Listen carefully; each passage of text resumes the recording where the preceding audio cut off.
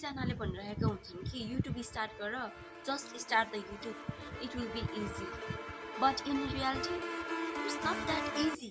मैले पनि सोचेको थिएँ क्यामेरा अन गर्छु, भिडियो दामी बनाउँछु अनि भाइरल भइहाल्छ, but in reality totally different के। क्यामेरा अन गर्दाखेरि के हुन्छ थाहा छ, बोल्दै बोल्दै गयो, माइन्ड टोटली ब्ल्याङ्क, के सोचेर बोलिरहेको हुन्छ, बिचमै अड्किदिइरहेको हुन्छ क्या। फेरि अनि भिडियो बनाउनुपर्छ, घरिघरि त थाहा छ एउटै लाइन बोल्न पनि 10 चोटि रिटेक गर्नुपर्छ, सो फ्रस्ट्रेटिङ। अनि जब सबै एडिट भइसकेको हुन्छ अनि भिडियो हेर्दाखेरि यो के बनाएको मैले छ्या जस्तो लाग्छ क्या। त्यही पनि जे भयो भने पोस्ट गरिदिन्छु है, घरिघरि त भ्युज पनि आइदिइरहेको हुन्छ कि। साँच्चै भन्नुपर्दा म क्यामेरा खासै फेस गर्न सक्दिनँ होइन, पर्फेक्ट पनि छैन, इङ्ग्लिस पनि ठिकठाक छ, खासै राम्रो पनि छैन, तर पनि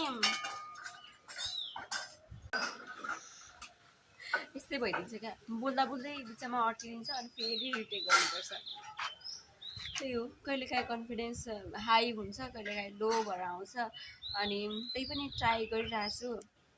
बिकज मैले के रियलाइज गरेँ भने अहिले आएर पर्फेक्ट भएर स्टार्ट गर्ने होइन क्या, स्टार्ट गरेर चाहिँ पर्फेक्ट हुने हो।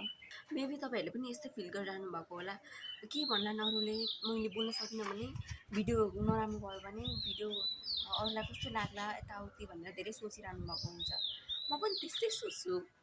अनि अरू जुन अहिले फेमस भइसकेका छन् उनीहरूले पनि स्टार्टिङ फेजमा यस्तै नै सोचेर अगाडि बढेका हुन्।